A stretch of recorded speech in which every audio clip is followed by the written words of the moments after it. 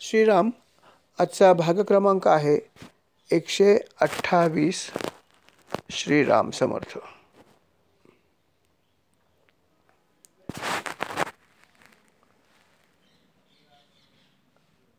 भगवंतानी माझा आवाज येतो ना सगळ्यांना ऐकू?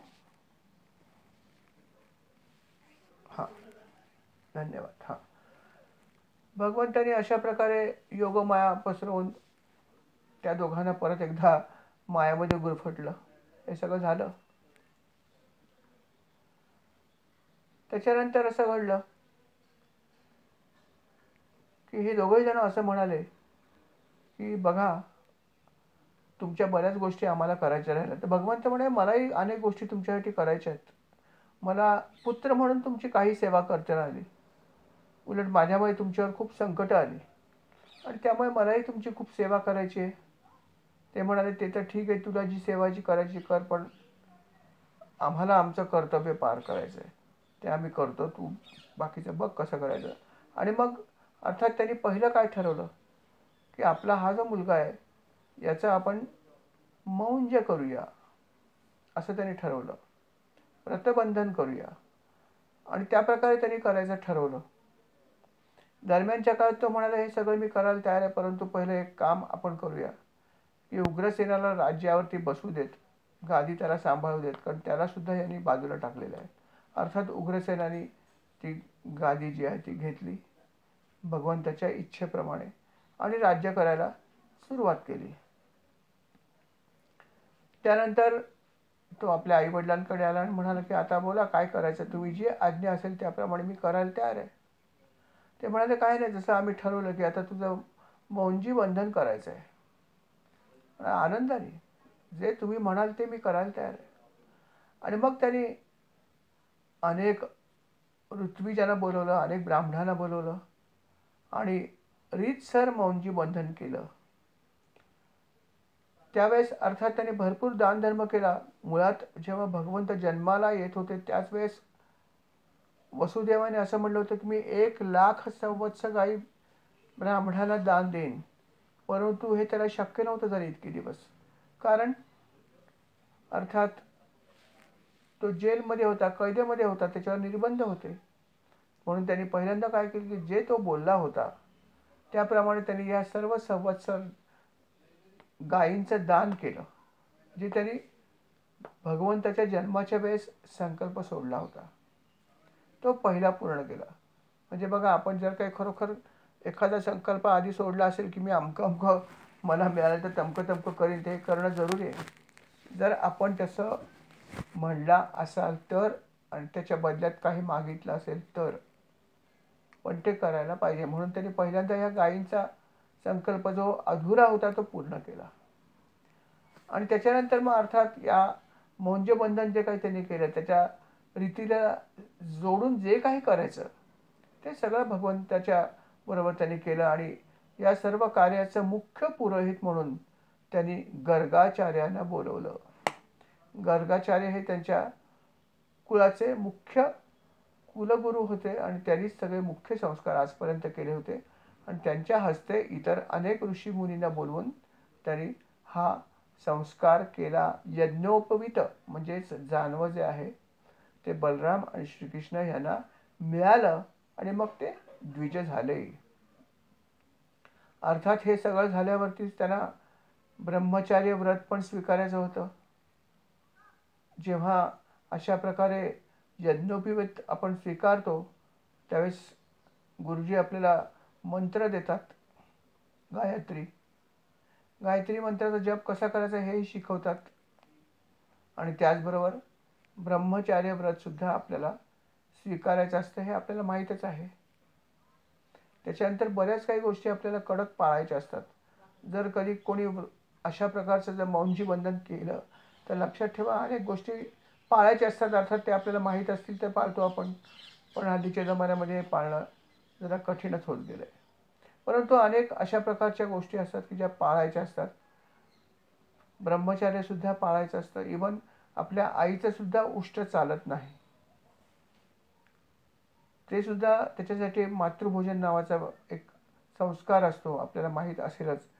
की आईच्या हातून आपण ते अन्न घेतो, तिच्या ताटातून किंवा उष्ट आपण घेतो, कारण त्याच्यानंतर आईचं उष्ट सुद्धा चालत नाही. इतकं कडक असे नियम पाळायचे असतात. कारण जो मंत्र आपल्याला मिळालेला असतो, गायत्री मंत्र, याचा जप करताना अनेक प्रकारची संहिता पाळणं आवश्यक असतं. अन्यथा त्या मंत्र्याचा तितकासा लाभ आपल्याला होत नाही, हे लक्षात ठेवा. तर अशा प्रकारे त्यांनी हे ब्रह्मचर्य व्रत सुद्धा त्यांना दिलं आणि ते त्यांनी स्वीकारलं. सगळं ते जे काही आई वडील करतात ते सगळ्या गोष्टी ते करून घेत होते. करा तुम्हाला काय करायचं ते. खरं पाहिलं तर ते स्वतः सर्वज्ञ होते, परंतु मानव रूप धारण केलं होतं. त्यामुळे सगळ्या गोष्टी सामान्य मानवाने जशा अशा केल्या तशा सगळ्या ते करवून घेत होते आणि आई वडील ह्या सगळ्या गोष्टीचा आनंद घेत होते. अशा प्रकारे हे सगळं मौंजबंधन वगैरे पार पाडल्यानंतर पुढचा भाग होता. आणि अर्थात पुढचा भाग जो होता त्याच्यामध्ये पुढची शिक्षा, पुढचं शिक्षण. लौकिकामध्ये ते शिक्षण घ्यायला त्यांना वेळच नव्हता मिळाला. ते जेव्हा गोकुळामध्ये राहत होते किंवा ब्रजभूमीमध्ये होते तेव्हा फक्त पशुधन किंवा गायींना आणि गुरांना घेऊन ते चारायला घेऊन जायचे आणि बाकी काही करू शकले नाही, शिक्षण घेऊ शकले नव्हते. परंतु आता त्यांना हे घ्यायचं होतं.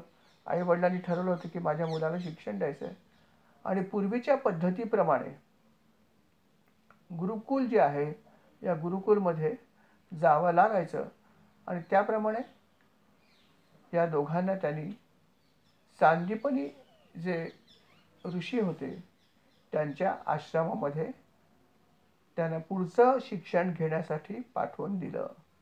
आपल्याला माहिती आहे की सांदीपनी ऋषींचा आश्रम वसईला सांदीपला आहे असंही म्हणतात.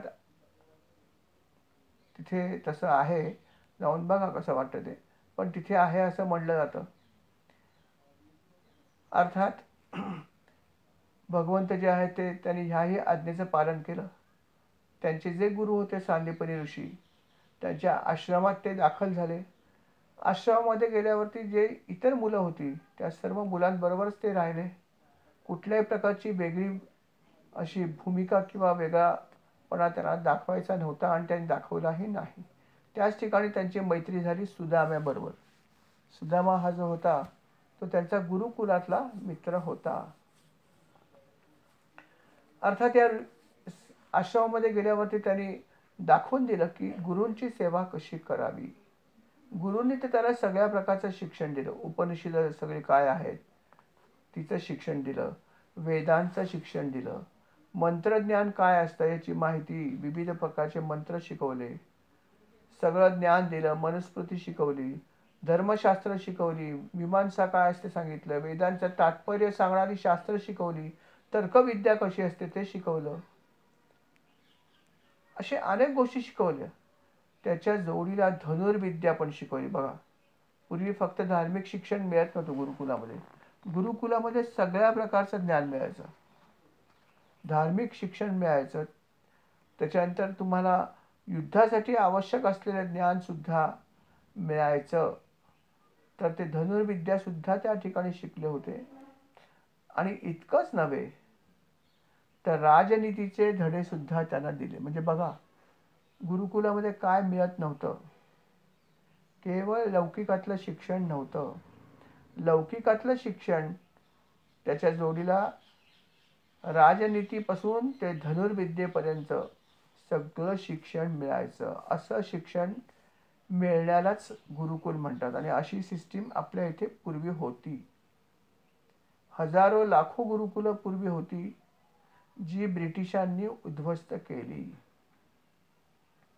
मॅकॅलो नावाचा जो त्यांचा ब्रिटिश माणूस होता त्यांनी अभ्यास केला आपल्या सगळ्या संस्कृतीचा आणि असा अहवाल लिहून पाठवला ब्रिटिश गव्हर्नमेंटला की भारतीयांची संस्कृती जर संपली हे तर ते आपल्या ताब्यामध्ये राहतील कायमचे आणि त्याच्यासाठी गुरुकुल प्रकार जो आहे तो नष्ट केला पाहिजे असा लिहून रिपोर्ट दिला.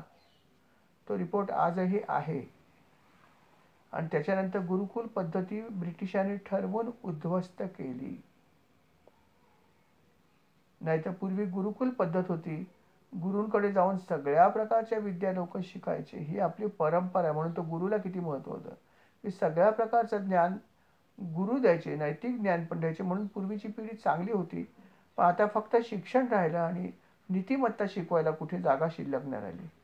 शाळेमध्ये नीतिमत्ता शिकायला वेळ नसतो किंवा काही करता येत नाही. मार्क्सच फक्त कसे मिळतील याच्यामध्येच आपलं अर्ध लक्ष जातं. अर्थात मी अभिमानाने सांगेन की आमच्या शाळेमध्ये गुरुकुल आहे. आमची एकमेव शाळा आहे वसई तालुक्यातली, की जिथे गुरुकुल पद्धती आहे, ज्यात आम्ही या सर्व गोष्टीचं सुद्धा शिक्षण देतो. तर अशा प्रकारे ह्या गुरुकुलमध्ये सर्व प्रकारचं शिक्षण जे आहे ते सांदीपनी ऋषींनी तिथल्या सर्वांनाच दिलं. आणि अर्थात या दोघांनी पण हे सगळ्या प्रकारचं शिक्षण घेतलं. दोघांचं वैशिष्ट्य असं होतं की जेवढ्या जेवढ्या विद्या ते त्यांना शिकवायचे ते फक्त एका दिवसामध्ये एक विद्या शिकायचे. एक दिवस. 64 कला होत्या, बरोबर. आपल्याला माहिती आहे 64 कला असतात.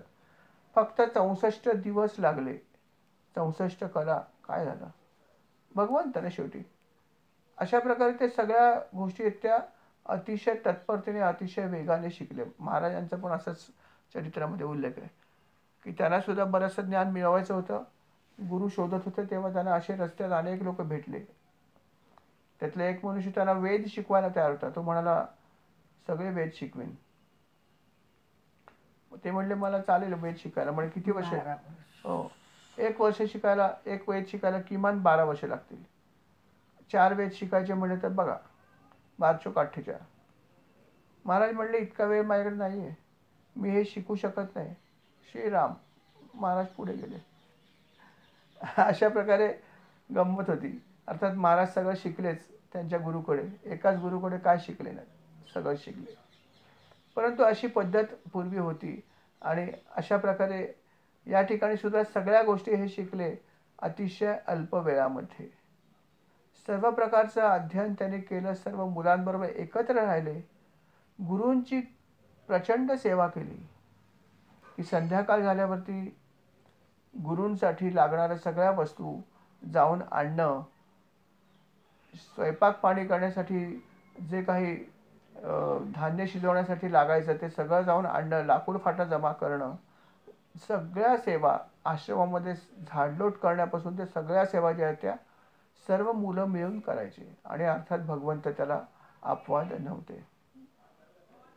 अशा प्रकारे त्यांनी दाखवून दिलं की गुरुसेवा कशी करावी. आणि अशा प्रकारे ही सेवा त्यांनी केली आणि त्यांच्याकडून सर्व ज्ञान मिळवलं. ज्ञान संपन्न झाले. सर्व प्रकारचं ज्ञान संपन्न झाल्यावरती त्यांचा जेव्हा अभ्यासक्रम संपला तेव्हा मुनिवर त्यांना म्हणाले की मुलांना तुम्ही खरंच खूप चांगल्या प्रकारे शिक्षण घेतलं. सगळं काही माझ्याकडे जे काही सांगण्यासारखं आहे ते मी तुम्हाला सांगितलेलं आहे. आता तुमचं शिक्षण संपत आलेलं आहे असं गुरुनी त्याला सांगितलं.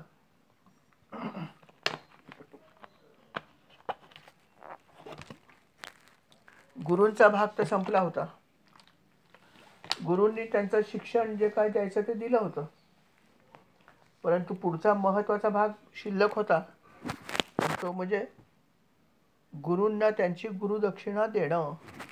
पूर्वीच्या पद्धतीप्रमाणे ही पद्धत होती आणि त्यांना दक्षिणा जी होती ती द्यायची होती, गुरुदक्षिणा. तेव्हा हे सर्व शिष्य त्यांना म्हणाले की गुरुवर आपण तर आम्हाला इतकं सगळं ज्ञान दिलं, सगळं काही आम्ही शिकलो आपल्याकडून, परंतु आमचा आता भाग शिल्लक आहे आणि तो आम्हाला पूर्ण करण्याची आपण अनुमती द्यावी. ते म्हणाले काय तुम्हाला करायचं बोला. गुरूंनी आधी स्वतःहून काही मागितलं नाही बघा. तर मुलं म्हणाले, अर्थात सगळीच, त्यात भगवंत होतेच. ते म्हणाले की तुम्ही आमच्यासाठी इतकी सगळी गोष्ट केली, छान विद्या शिकवली, आता तुमची गुरुदक्षिणा आम्हाला द्यायची आहे. कारण ती जर आम्ही नाही दिली तर आमचं कर्तव्य पूर्ण होणार नाही. तुमचा आशीर्वाद आम्हाला कसा मिळेल. तेव्हा काय हवं आहे ते सांगा. अशा प्रकारे जेव्हा सांदीपनी ऋषींना सर्व तिथल्या विद्यार्थ्यांनी सांगितलं तेव्हा सांदीपनी ऋषींना माहीत होतं की आपले हे दोन जे शिष्य आहेत विशेषतः कृष्ण आणि बलराम हे असामान्य आहेत. जरी ते सामान्य मुलांसारखे आपल्या इथे बसले असले तरी सुद्धा ते सामान्य नाहीत, ते असामान्यच आहेत हे ते ओळखून होते. आणि म्हणून त्यांनी विचार केला की जर मागायचं असेल तर आपण काहीतरी विचारपूर्वक मागावं. आणि म्हणून त्यांनी आपल्या पत्नीला विचारलं की मला आता गुरुदक्षिणा देण्यासाठी विद्यार्थी आग्रह करतायत, तेव्हा काय मागूयात, तुझं मत सांग. अर्थात पत्नीने त्यांना सांगितलं की एकच गोष्ट मागा की आपला एकमेव पुत्र जो होता, जो प्रभाक्षेत्री गेला होता, पाण्यामध्ये उतरला होता आणि तिथे तो बुडून मृत्यू पावला होता, तेव्हा हा पुत्र तुम्ही त्याला परत मागा. किती कठीण दक्षिणा होती खरं पाहिलं तर.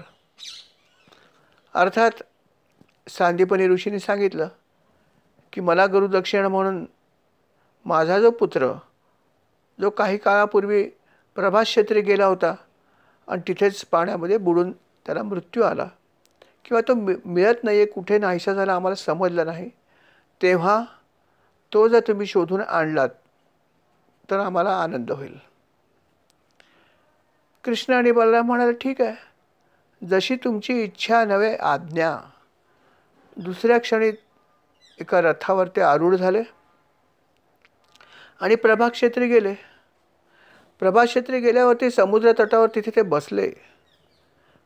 क्षणभर बसले आणि समुद्राचं ते जस्ट थोडंसं ध्यान केलं आणि समुद्र देवता पाण्यातून वर आली.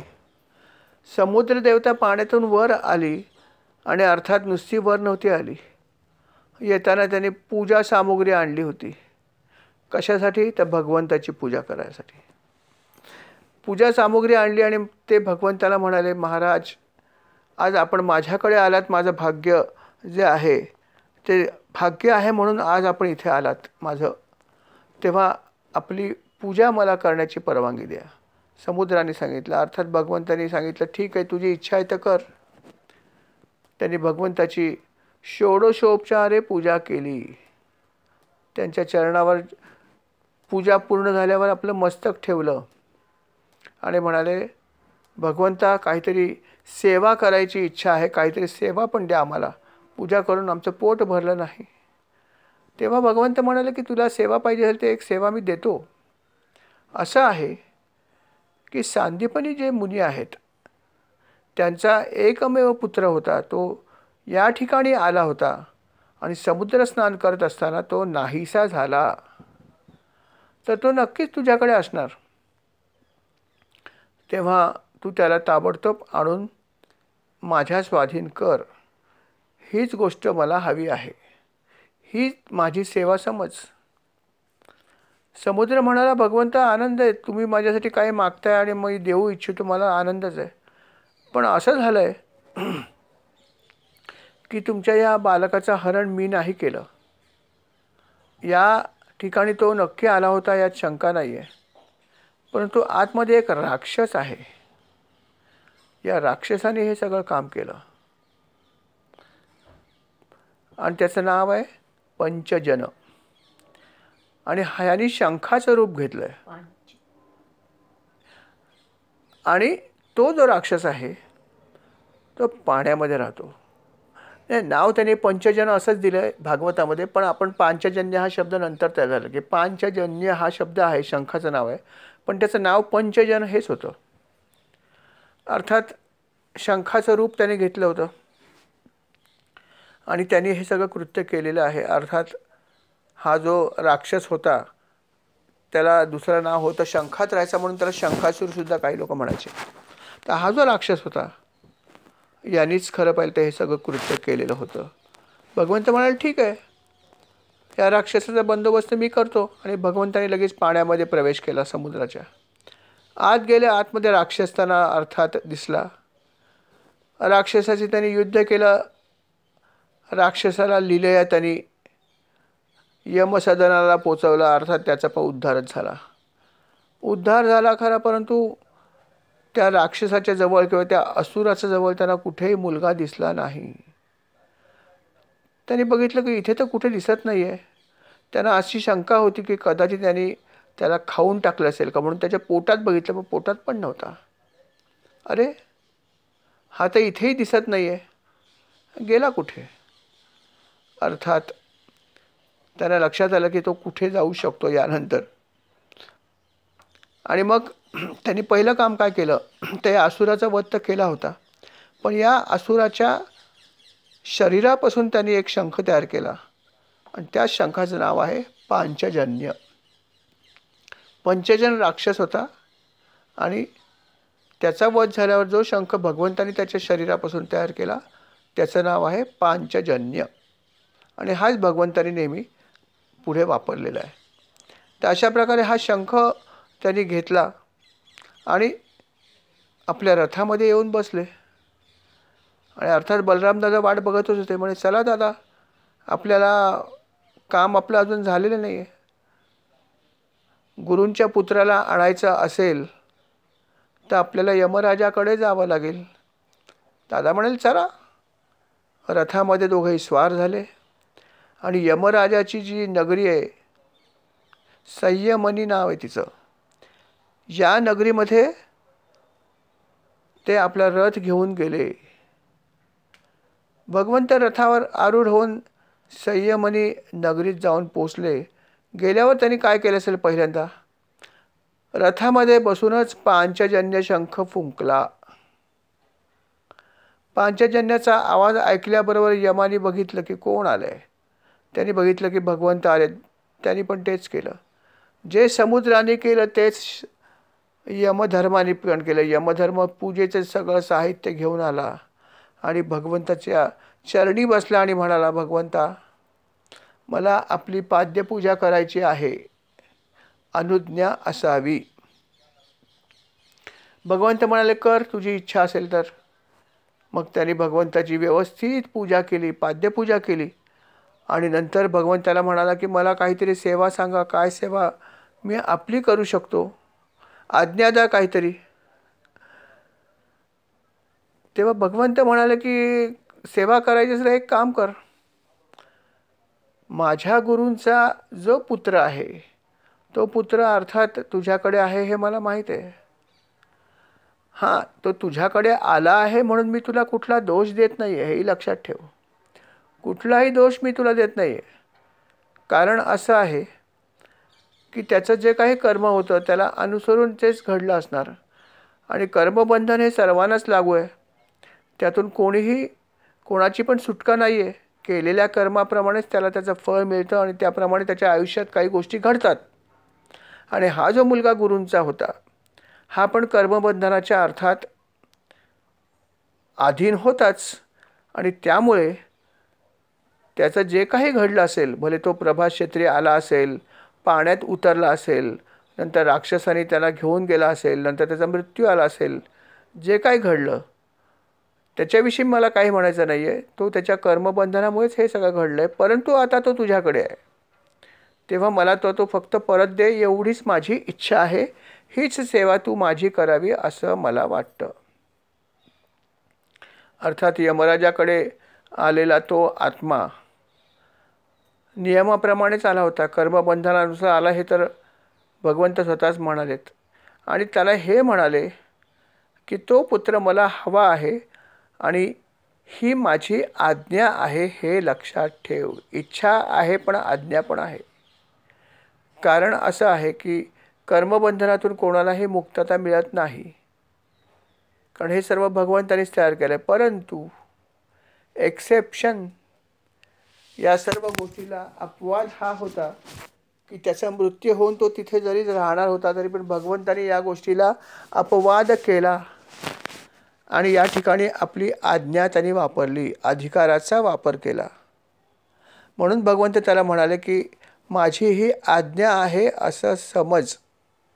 कारण बाकी सर्व गोष्टीप्रमाणे, नियमाप्रमाणे जर तो तुझ्याकडे आला असेल तर त्याची सगळ्या कर्माची फळं भोगल्याशिवाय तो परत येऊ शकत नाही. पण माझी आज्ञा आहे म्हणून तू त्याला घेऊन ये.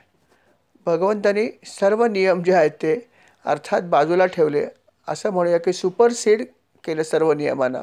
अर्थात भगवंतच फक्त हे करू शकतात आणि भगवंताने ते आपल्या गुरुच्या इच्छेसाठी केलं आणि त्या मुलाला त्यांनी परत मागितलं आणि अर्थात यमधर्माने आनंदाने या गुरुपुत्राला त्याचा आत्मा जो आहे तो अर्थात आणून दिला शरीरासह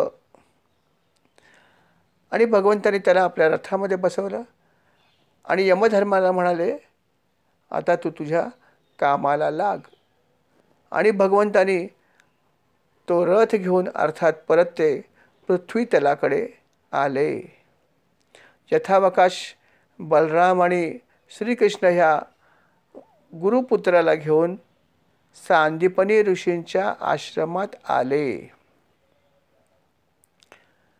सांदीपनी ऋषी अगदी आणि त्यांची पत्नी अगदी डोळ्यात प्राण आणून या क्षणाची वाट बघत होती की खरोखर कधी भगवंत येत आहेत. आणि ते आले आणि येताना त्यांचा प्रिय पुत्र, ज्याची त्यांची ताटातूट कायमस्वरूपी झाली होती, परत घेऊन आले होते. अर्थात पुत्रप्राप्ती झाल्यावर विचार करा की जो पुत्र मृत झाला होता त्याला परत त्यांनी आणलं, किती मोठी गोष्ट केली होती, अशक्यप्राय गोष्ट केली होती.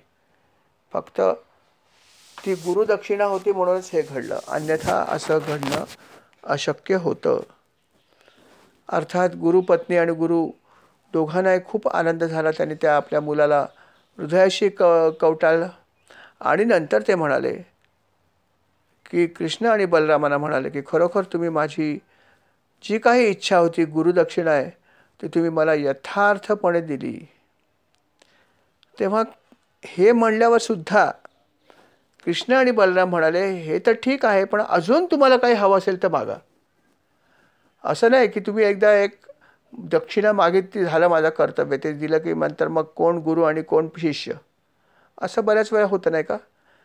पण असं होता कामा नये. लक्षात ठेवा, गुरूंचं ऋण हे आपल्यावर नेहमी राहतं. आपण ते फेडण्याचा प्रयत्न जरी केला तरी ते फिटत नाही. आईवडिलांचं ऋण, गुरूंचं ऋण, अशा ऋणांना फेडणं कठीण आहे. गुरूंचं तर काय बघायलाच नको, कारण सद्गती तेच मिळवून देतात. तर म्हणून भगवंत म्हणाले की हे तर ठीक आहे, ही तुमची एक इच्छा पूर्ण झाली, पण अजून काही इच्छा असेल तर सांगा. असं नाही म्हटलं की एवढी मोठी इच्छा केली आहे की जी कोणाला मिळत नाही ती गोष्ट तुम्हाला आणून दिली, आता झालं आमचं काम. नाही, अजून तुमची काही इच्छा असेल तर आम्हाला आज्ञा करा, आम्ही तुमची इच्छा, सर्वच इच्छा पूर्ण करू आणि मगच इथून जाऊ. असे उद्गार जेव्हा भगवंताने काढले तेव्हा ते म्हणाले, नाही, तुम्ही जी काही दक्षिणा आम्हाला दिली सर्वोत्तम गुरुदक्षिणा आहे, आता आम्हाला काहीही नको. तुमच्यासारखे शिष्य असतील तर गुरुंना काही दुसरी मागायची इच्छा राहणारच नाही. तुम्ही तुमचं काम केलेलं आहे, आता माझा भाग शिल्लक आहे आणि तो भाग महत्त्वाचा आहे. आणि तो भाग म्हणजे असा आहे की तुम्ही जी काही विद्या ग्रहण केली आहे ती विद्या तुम्हाला लाभो हा आशीर्वाद. हा जोपर्यंत आशीर्वाद आपण घेत नाही तोपर्यंत गुरुची विद्या फळत नाही. किती शिक्षण घेतलं तरी अशी ट्रेडिशन आहे, असं आहेच आहे. ॲक्च्युली आशीर्वाद हा घेणं फार महत्त्वाचं आहे आणि अर्थात तो आशीर्वाद गुरुदक्षिणा दिल्यानंतरच मिळतो, अशी पद्धतच आहे. अर्थात तो आशीर्वाद त्यांनी दिला आणि म्हणाले की जे काही तुम्ही शिकला आहात त्या सर्व गोष्टी ज्या आहेत त्याचा तुम्हाला भरपूर उपयोग हो. तुमची विद्या सर्वांना उपयोगी पडो, तुम्हाला ती सदैव नित्य लक्षात राहो, अशा प्रकारचा त्यांनी आशीर्वाद दिला. ते हेही म्हणाले की तुमची जेवढी जेवढी कर्तव्य ज्या ज्या लोकांच्या प्रती आहेत ती सर्व कर्तव्य पूर्ण करण्याची शक्ती तुम्हाला प्राप्त हो. हाही महत्त्वाचा भाग आहे. गुरूंचा तुम्ही काही अंशी ऋण फेडलं आहे, परंतु पितरांचं ऋण बाकी आहे, समाजाचं ऋण बाकी आहे, अनेक ऋणं आहेत ना. तर ही सगळी ऋणंसुद्धा तुम्हाला फेडण्याची शक्ती मिळो, असा आशीर्वाद गुरुजींनी दिला. आणि अर्थात गुरुजींचे सगळे आशीर्वाद त्यांनी प्राप्त केले आणि ते सगळे आशीर्वाद घेऊन मग भगवंत जे आहेत ते आपल्या रथावर स्वार झाले आणि परत एकदा मथुरेमध्ये आले. अशा प्रकारे भगवंताने आपल्या गुरूंची इच्छा पूर्ण केली. गुरूंची इच्छा पूर्ण करून गुरूंकडून त्यांनी सर्व आशीर्वाद मिळवले. ज्या ज्या लोकांनी अशा प्रकारे गोष्ट केली नाही त्यांना खरोखर विद्या फळत नाही. गुरूंना संतुष्ट करणं हे खूप महत्त्वाची गोष्ट समजली जाते. ज्यांनी असं नाही केलं त्यांना ते विद्या लाभत नसते असं म्हणलेलं आहे. द्रोणाचार्यांनी सुद्धा अशाच प्रकारे एक गोष्ट मागितली होती. द्रोणाचार्य अर्थात कौरव आणि पांडवांचे गुरु यांनी सुद्धा सर्व प्रकारचं शिक्षण दिलं होतं. विशेषतः धनुर्विद्या अशी शिकवले की अशी त्यांना पूर्वी कोणी शिकवली नसेल. सर्व लौकिकातलं शिक्षण त्यांनी दिलं, राजविद्येचं दिलं आणि शेवटी शिक्षण पूर्ण झाल्यावर म्हणाले की तुमचं शिक्षण पूर्ण झालं. त्याच्यानंतर सर्व मुलं जी आहेत कौरव आणि पांडव एकत्र पहिल्यांदा भीष्माचार्यांकडे गेले. बघा, भीष्माचार्यांकडे ते गेले आणि भीष्माचार्यांनी त्यांनी सांगितलं की तात आमचं सगळं शिक्षण पूर्ण झालेलं आहे, तुम्ही सांगितल्याप्रमाणे आम्ही सगळं शिकलेलो आहोत. त्या भीष्माचार्य म्हणाले सगळं शिकलात पण खूप महत्त्वाची गोष्ट शिल्लक आहे, ती म्हणजे तुम्ही गुरुदक्षिणा अजून दिलीच नाही आहे. ती जोपर्यंत तुम्ही देत नाही तुमची विद्या तुम्हाला फळणार नाही, हे लक्षात ठेवा. तेव्हा जाऊन विचारा गुरूंना काय हवं आहे.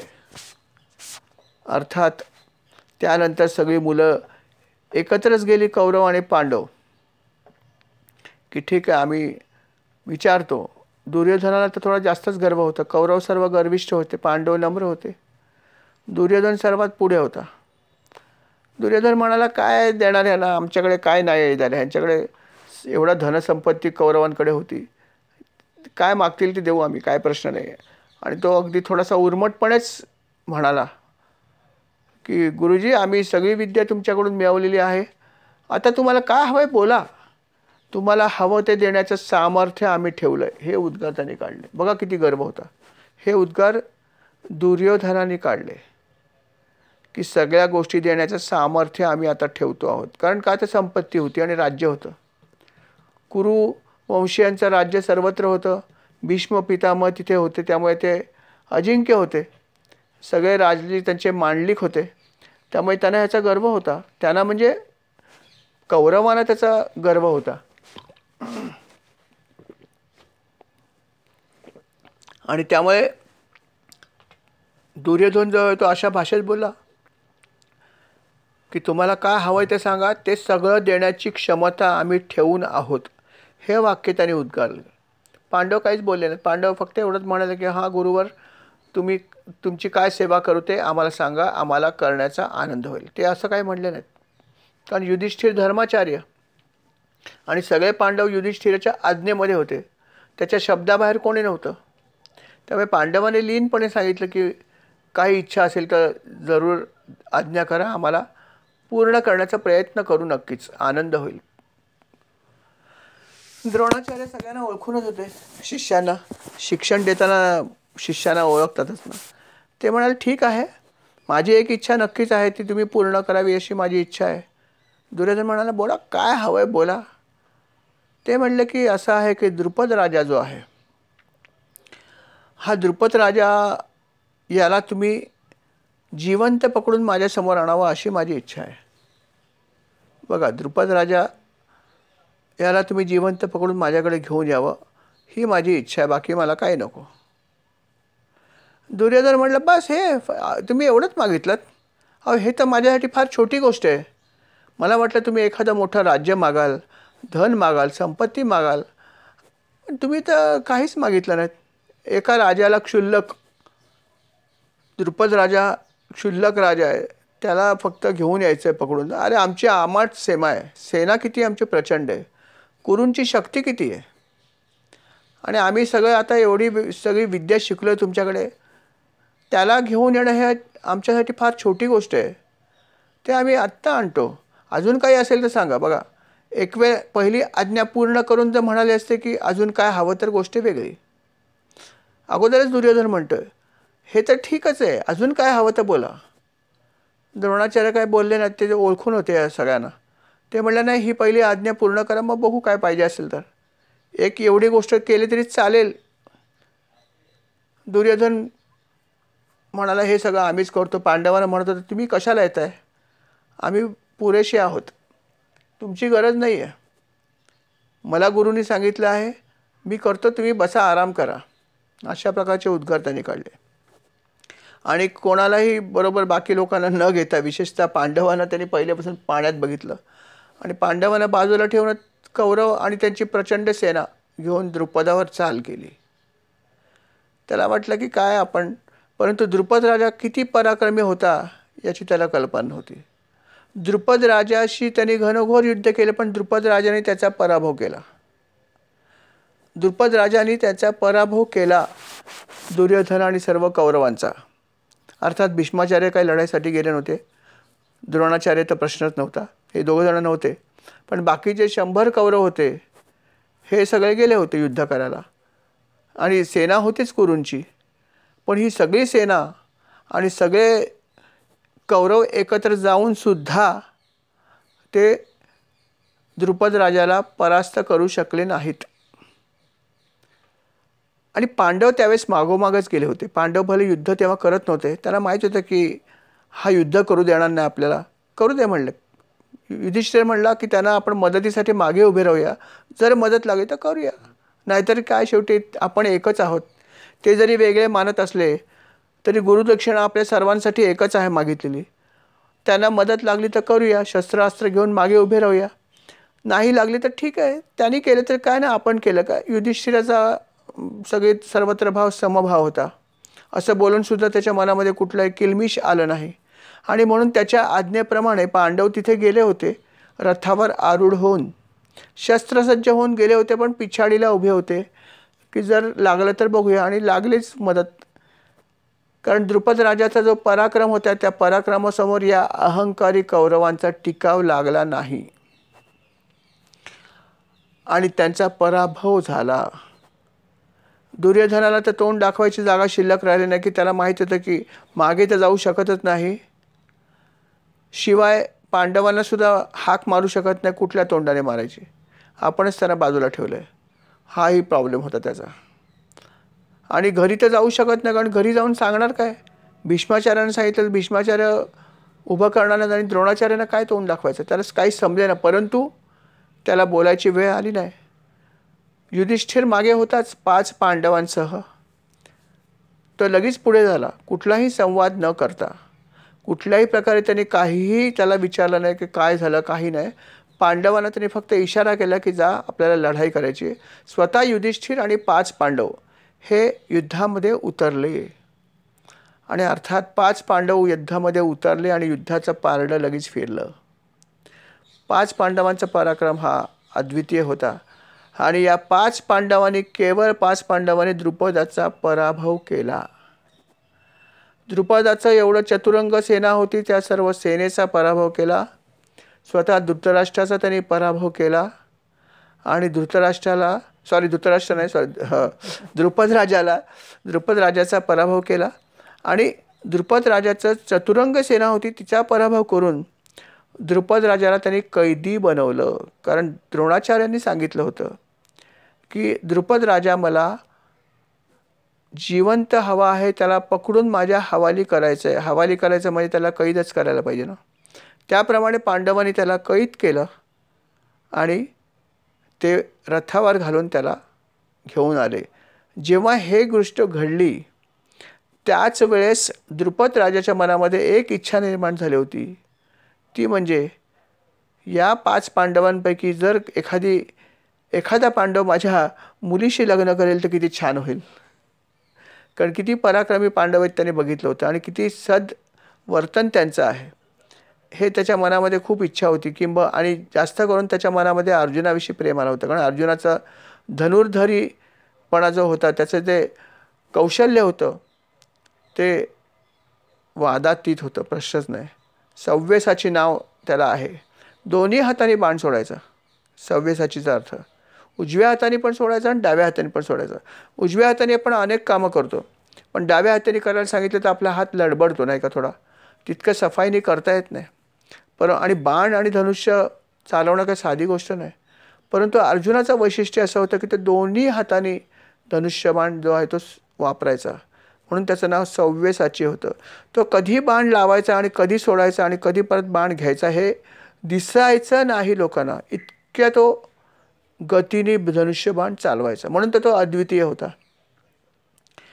आणि अशा या अर्जुनाला विशेषतः बघितल्यावरती द्रुपदाच्या मनामध्ये ही इच्छा झाली की अर्जुन जर मला जावई मिळून मिळाला तर किती छान होईल, ही इच्छा त्याच्या मनात त्यावेळेस आली होती.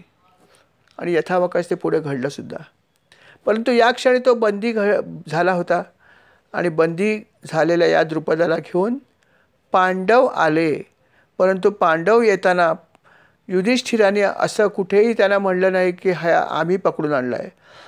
त्यांनी दुर्योधनाला हाक मारली, म्हणाले चल, ही गुरुदक्षिणा आपली सर्वांची आहे, ही फक्त पांडवांची नाही. तुम्हीही माझ्याबरोबर आला होता, तुम्हीही युद्ध केलं आहे, तुमचाही हातभार लागलेला आहे, तेव्हा तुम्हीही चला, हे आपण एकत्र जाऊन द्यायचं आहे. किती मोठेपणा बघा. असं वागूनसुद्धा युधिष्ठिर असं वागत होता. समदृष्टी भगवंतांनी जे सांगितलं भागवतात ती गोष्ट ही आहे. जरी दुर्योधन असा वागला तरी पण त्यांनी असं नाही वागणूक दिली, समदृष्टी ठेवली, आणि म्हणून तर सर्वात जास्त पुण्यवान तोच होता ना. आणि म्हणूनच त्याचा रथ जमिनीपासून 2 बोटं वरून जायचा. त्याचा रथ कधीही जमिनीवर स्पर्श करायचा नाही युधिष्ठिराचा, कारण सत्यवचनी होता आणि समबुद्धी त्याच्याकडे होती, समदृष्टी त्याच्याकडे होती, आणि म्हणूनच हा सर्वश्रेष्ठ पांडव होता. असे हे पांडव सगळे एकत्र आले. दुर्योधनाला आणि समस्त कौरवांना त्यांनी बरोबर घेतलं आणि द्रुपद राजाला त्यांनी रथावर घातलं आणि आपल्या गुरुजींकडे म्हणजे द्रोणाचार्यांकडे आणून दिलं आणि म्हणाले, गुरुवर्य, आपल्या आज्ञेप्रमाणे इच्छेप्रमाणे आम्ही ही गोष्ट केलेली आहे, तेव्हा काय हवं ते बोला. द्रोणाचार्य म्हणले की बस तुम्ही हे दिलंत, मला काही नको, मला हीच इच्छा होती, कारण या राजाने त्यांना खूप वाईट वागणूक दिली होती. कधी दिली होती तर जसं गुरुकुलामध्ये सगळे एकत्र शिकले तसं द्रोणाचार्य आणि द्रुपद राजा एका ठिकाणी एकत्र विद्या शिकले होते. त्यावेळेस राजा हा गुरुकुलामध्ये शिकायला आला होता आणि स्वतः द्रोणाचार्यसुद्धा त्याच गुरुकुलामध्ये विद्यार्थी म्हणून शिकत होते आणि त्या ठिकाणी त्यांची मैत्री झाली होती. यथावकाश गुरुकुलातली विद्या पूर्ण झाल्यावरती द्रुपद राजा आपल्या राज्यात गेला आणि राजा बनला आणि द्रोणाचार्य जे आहेत ते अर्थात त्यांच्याकडे काहीही इतर नव्हतं, त्यामुळे ते एक सामान्य ब्राह्मणाप्रमाणे राहिले आणि त्यांची परिस्थिती अतिशय खराब होती. आर्थिक परिस्थिती प्रचंड खराब होती. त्यांच्याकडे अजिबात धन नव्हतं. धन किती कमी होतं तर त्याची अशी गोष्ट सांगतात की अश्वत्थामाला जेव्हा दूध पाहिजे असायचं त्याच्याकडे दूध नसायचं. पिठामध्ये पाणी टाकून पीठ कालवून त्याचं पाणी पांढरं पाणी करून ते अश्वत्थामाला दूध म्हणून त्यांनी पाजलेलं आहे, असं वर्णन महाभारतामध्ये. इतकी गरिबी त्यांची होती. अर्थात कृपाचार्यांकडे होतं, कारण कृपाचार्यांकडे जेव्हा ते जायचे तेव्हा त्यांच्याकडे दूध मिळायचं, कारण त्यांना राजा आश्रय होता. पण तेव्हा द्रोणाचार्यांना राजा आश्रय नव्हता सुरुवातीला. ते कौरवांचे गुरु जेव्हा बनले नव्हते तेव्हा त्यांचं इतकं दारिद्र्य होतं की अश्वत्थामाला दूध पाजण्यासाठी पिठामध्ये पाणी कालवून त्यांनी दूध म्हणून त्याला दिलेलं आहे. इतकं दारिद्र्य होतं आणि हे दारिद्र्य होतं त्यांच्याकडे. परंतु जेव्हा त्यांचा कौरवांशी संबंध आला तेव्हा त्यांचं हा दारिद्र्य सगळं गेलं, कारण कौरवांनी त्याला गुरु म्हणून स्वीकारलं होतं. अर्थात त्यासाठी सुद्धा सल्ला जो आहे तो कोणी दिला होता? भीष्माचार्यांनी दिला होता, नाहीतर यांनी काही केलं नसतं. आणि अशा प्रकारे हे जे गुरुकुलमध्ये दोघं एकत्र शिकले होते, द्रोणाचार्य आणि द्रुपद राजा, पण यथावकाश तो राजा बनला आणि हे असेच गरीब राहिले. तेव्हा त्यांच्या पत्नीने त्यांना सांगितलं की तुम्ही एक दिवस या राजाकडे जा, तो तुमचा मित्र आहे गुरुकुलातला, तो तुम्हाला काहीतरी मदत देईल, आर्थिक मदत थोडीशी देईल, तुमच्याकडे इतकं ज्ञान आहे. कारण द्रोणाचार्यांकडे अभूतपूर्व ज्ञान होतं. तेव्हा तुम्ही त्याला सांगा, तो तुम्हाला नक्की मदत करेल. आणि पत्नीच्या आग्रहास्तव अर्थात ते गेले, सभेमध्ये गेले. तिथे जाऊन त्यांनी सांगितलं की मी द्रोणाचार्य आहे, आपण एकत्र शिकलो होतो वगैरे वगैरे सगळं सांगितलं. त्यांना अपेक्षा ही होती की हे सांगितल्यावरती राजा बघेल की आपला मित्र काय अवस्थेमध्ये आहे आणि भरपूर मदत करेल, राजा आश्रय देईल, माझ्याकडे विद्या आहे ती कदाचित सांगेल शिकव म्हणून, मग आपण त्या बदल्यामध्ये मोबदला घेऊ शकतो, त्याच्यामुळे माझी जी कुटुंब आहे त्याचं पालनपोषण होईल, अशी त्यांची माफक इच्छा होती. पण द्रुपद राजाने त्यांना ओळखण्यास पहिल्यांदा नकारच दिला. नंतर जेव्हा ओळख दिली तेव्हा तो म्हणाला की तुम्ही इथे येण्याची हिंमत कशी केलीत, कोण तुम्ही आणि कोण मी. गुरुकुलामध्ये ठीक आहे की आपण एकत्र होतो, तेव्हा मी एक छोटा विद्यार्थी होतो, तुम्ही होतात, पण आता मी राजा आहे. आता लौकिकामध्ये मी राजा आहे आणि तू कोणच आहे, तू सामान्य ब्राह्मण आहेस. तेव्हा तू तुझ्या पायरीने वाग, तू मला येऊन अशा प्रकारे बोलायलाच नव्हतं पाहिजे. अशा प्रकारे त्यांना अपमानित केलं. मदत करणं दूर, भर दरबारात अपमान केला. आणि म्हणून द्रोणांना मनामध्ये खूप राग आला आणि द्रोणांनी असं मनात धरलं की कधीतरी मी याचा पाण उतारा करेन किंवा याला ह्याचं जागा दाखवीन. आणि म्हणून त्यांनी गुरुदक्षिणा म्हणून काही दुसरं मागितलं नाही. ते म्हणजे द्रुपद राजाला कैद करून माझ्याकडे आणा. आणि हे काम पांडवांनी केलं. आणि मग त्यांनी द्रुपद राजाला भर दरबारामध्ये कैदी म्हणून आणल्यावरती त्याला हे सांगितलं की आज तू कुठे आहेस आणि मी कुठे आहे. आज मी कौरवांचा गुरु आहे, मला मोठी सन्मानाची जागा या ठिकाणी आहे आणि तू एक सामान्य कैदी आहेस. मी ठरवलं तर तुला आत्ताच्या आत्ता कारागृहात टाकू शकतो, पण मी टाकणार नाही आहे. मी तुझ्यासारखा नाही आहे, मी तुझी मैत्री विसरलेली नाही आहे, पण तू लक्षात ठेव असं वागू नकोस. अशा प्रकारे त्याने भर सभेमध्ये त्याला उपदेश केला आणि सोडून दिलं. द्रोणाचार्यांनी त्यांच्या हिशोबात ठीकच केलं, परंतु त्याच्यामुळे घडलं असं की द्रुपद राजाच्या मनामध्ये प्रचंड राग आला. त्यांना खूप राग आला. त्यांनी असं मनात ठरवलं की याचा वध मी करेन. कोणाचा? द्रोणाचार्यांचा. आता द्रोणाचार्यांचा वध करण्याची क्षमता द्रुपद राजाकडे अजिबात नव्हती, ते अवध्यच होते.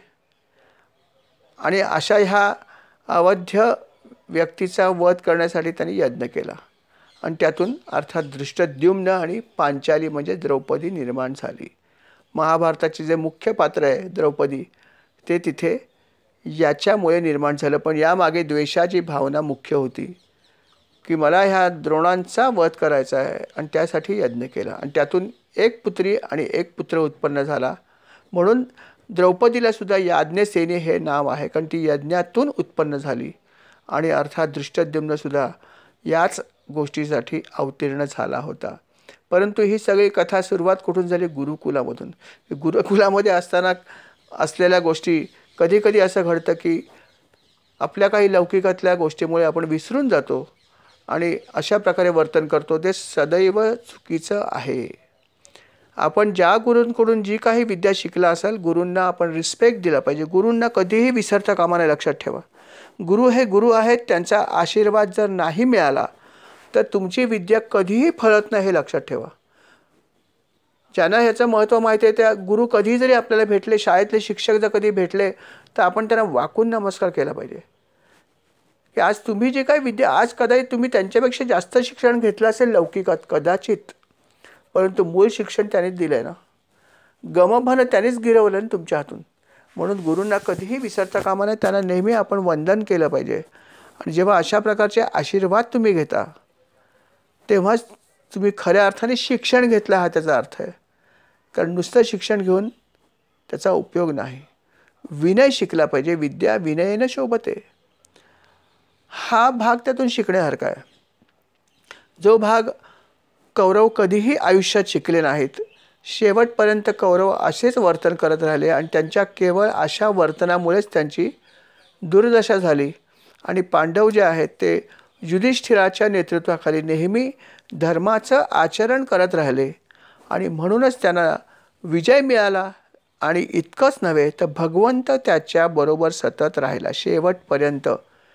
कारण भगवंताने हे सांगितलंच आहे की जिथे धर्म तिथे मी, आणि जिथे मी तिथे विजय. किती छान सांगितलं की जिथे धर्म तिथे मी, आणि जिथे मी तिथे विजय ठरलेलाच आहे.